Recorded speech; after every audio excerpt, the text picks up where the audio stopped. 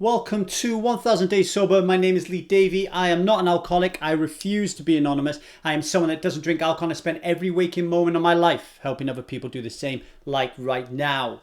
Now, this is a video that I've been... Normally I just do a video and I feel okay, I feel kind of fine about it, but right now I'm feeling a little nervous, right? I'll be honest with you, feeling nervous. It's one of those kind of like, I don't know whether I should be doing these videos. And I tell you why that is, right? A long time ago, right? I don't know the time, like many years ago, I wrote a blog post where I said that if men and women are going to continue to drink alcohol in the way they do on the weekends, that we're going to see more and more instances of sexual abuse. We're going to see more and more contentious quarrels over what consent is and whether or not somebody thinks that they had consensual sex. To me, having gone through that kind of like hedonistic, kind of crazy kind of lifestyle as I was growing up, and then now as somebody who doesn't drink alcohol, driving through Cardiff city centre, for example, where I used to live, the early hours of the morning, seeing the absolute states that people are getting in, watching women walking down the high street like fucking can't walk, really not with it, probably in a state of blackout or temporary blackout, you know, and alone and isolated. You know, really kind of like risky stuff where we're not compos mentis. We haven't got a good bearing on our surroundings or anything like that. So I wrote about it and I got a lot of abuse. And abuse came from the fact that a lot of women were saying to me, look, you cannot blame alcohol. If you blame alcohol, then that is saying to the victim that you're at fault because you were drinking alcohol. And it's saying to the perpetrator, it's not your fault because you were drinking alcohol, right? And, you know, there were lots of good points there. And I was thinking to myself, oh my word, do I really want to be getting involved in this conversation, right? So I retracted a blog post and I just stepped away from it, okay? But today I have a 4-year-old daughter and my thoughts return to these things because I keep thinking to myself, what is going to happen when she's older? How am I going to be able to protect my daughter? We all have those feelings as parents, right? Like we don't want them to ever leave the house because we're worried that they're going to get run over by a car, that they're going to get lost, or that somebody is going to fucking snatch them, right? I mean, that's how my brain works anyway. Foreboding joy, as Brené Brown would say, right? Like I love her, I adore her, but I'm always worried that something really bad is going to happen to her, okay? So I've revisited this in my mind and I realized that I've got to take my ego out of the way here. I've got to take my ego out of the way. I've got to stop being self-centered and I need to talk about this subject. And if I talk about it and get a lot of abuse off people because of it, it's worth it to at least have this discussion. And hopefully, if I can just change one person who watches this video and it prevents them from getting into one of these spots, the abuse would be worth it, okay? So I'm going to start out by sharing some statistics that came from the book Loosening the Grip, 11th edition by Gene Kinney, right?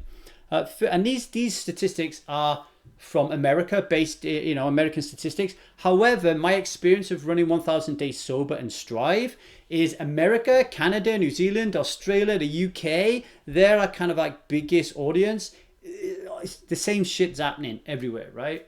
So as high as 10% of all American deaths are alcohol related, 10%, and 75% of unintentional injury is alcohol related. And when it comes to the emergency wards, if you ever go to an A&E department on a Saturday night, for example, I mean, I laugh then, but actually I shouldn't do that because this is quite serious. The wards in the UK, for example, are so full of drunks that it causes a problem for the real people who need help, right? The people who are sober, who really need help through accident emergency, you know, the doctors and the nurses, they're dealing with all these pissheads, right? It's not a good thing. 12.8% of 12 to 17 year olds, 47% of 18 to 20 year olds, and 64% of 21 to 25 year olds tested positive for alcohol when they were in an emergency ward.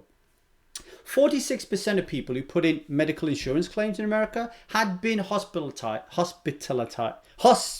hospitalized, I can't even say it, in the past 3 years due to alcohol-related problems.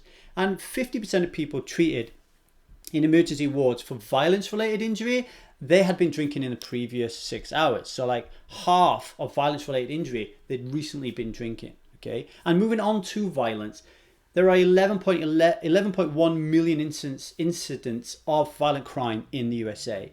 And 1 out of 3 perpetrators have been drinking alcohol.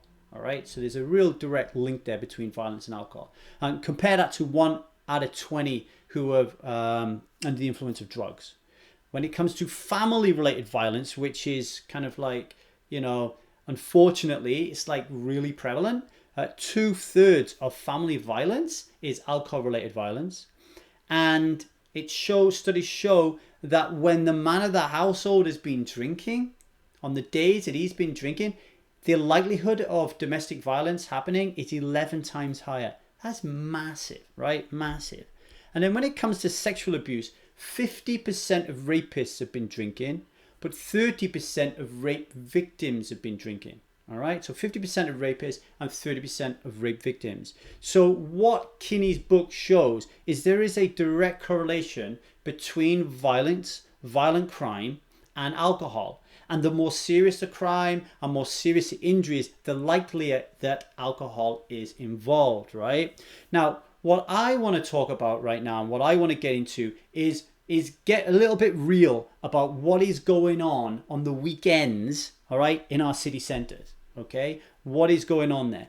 People are drinking alcohol because they believe that it is enhancing their social experience. But if alcohol really did enhance your social experience, if it really was that panacea of hedonistic wonderment, right? Why do we have Rocky Balboa lookalikes on every single doorstep of nightclubs and pubs up and down every city centre in any Western civilized country? Why are they there? They're there because they know when people drink alcohol, they suddenly lose their inhibitions. Now, one of our justifications to drinking alcohol is to tell ourselves that it helps lower our inhibitions, and that's a good thing. But it's not a good thing, right? If you have a problem with inhibitions, if you're shy, if you're a little bit embarrassed, if you need to come out of your shell, then we need to work on that, all right? We need to work on what is causing that. Is it something that we need to work on? Is it a skill? Or are we just an introvert who doesn't even want to be in these situations anyway because they're created for extroverts, right? But we're never going to assess the situation and process what is going on for us mentally if we're just masking our issues by drinking and going out, right? Lowering our inhibitions is never a good thing, because with alcohol and the rate that we can become intoxicated and how quickly we can go into blackout, we don't know what we're doing. All right, we don't know what we're doing when we're doing things to some people, and we don't know what we're doing when we're on the recipient end of what they're doing to us, right? Now, this isn't me excusing perpetrators who get drunk and then abuse people or smash people up or cause violence to other people, right? I'm not excusing their behaviors, right? What I am saying is alcohol and the use of alcohol is going to increase the likelihood that will happen, right? There's no way of dressing this up. Alcohol is the #1 date rape drug in the world, right? Because men and women go out on a Saturday night, right? Especially when they're in that age group between kind of like 21 and 25, 26, when they're not, you know, they're single, they're footloose and fancy free. And in their minds, they're saying to themselves they want to have a good time, but there's a high prevalence of people, right, who are also thinking, am I going to get lucky tonight, right? Am I going to get lucky tonight? Because it's human nature. It's human nature to want those intimate relationships. It's human nature to want to have sex, right? But there's a big difference between drinking and ending up having sex in a McDonald's toilet at 2 o'clock in the morning than doing it when you're fully with it and you're intimate and connected in your home with the candles going on and etc., right? Drinking alcohol in our city centres and in these environments on a weekend, and even worse, I think, these house parties. So the parties that we have at someone's home where it's a little bit more intimate, there's a little less likely you're going to be disturbed. The alcohol content is going to be higher. You're going to be drinking more. There's no stop. It's a nightmare situation. Honestly, these places are like hunting grounds. It's like men in particular, they're there and they want to get a conquest. They want to have sex with somebody. That's part of the reason of going out. That's what it's the whole story that these people are telling themselves. And it's not just the men that are going out looking for sex. The women themselves are going out hoping that they can get lucky as well, right? Granted, there's going to be people who are not going out to do those things. They don't want to have sex, etc., etc., etc. But the reality of it is there is a strong link between alcohol and promiscuity and alcohol and going out and so-called having a good time, right? Now, back to me going through the city centres at 1, 2, 3 o'clock in the morning and me thinking about like my 3 or 4-year-old daughter. I would never want my daughter to be tottering up a high street with high heels on in a miniskirt, like falling over every 2 seconds, showing the world everything about her, right, at 2 o'clock in the morning. I wouldn't want that to happen, right? Because that increases the likelihood that some terrible thing is going to happen to that person, right? And the reason that I quoted the statistics earlier on is that she is 75% more likely that she's going to have like a slip, trip and a fall. How many people have I seen just get dumped onto the floor from like donkey rides and being on your shoulders and that kind of thing, right? So this isn't just about sex, right? This is about injuring yourself because you're drinking alcohol, but it is also about sex because you're gonna end up in spots that you would never be in if you weren't drinking. Okay, why is this such a big issue for me? Why is this such a problem? Because we don't need it. We don't need to drink alcohol to have a good time. We think, and we've been brainwashed to believe, that drinking alcohol enhances our social experience, but it doesn't.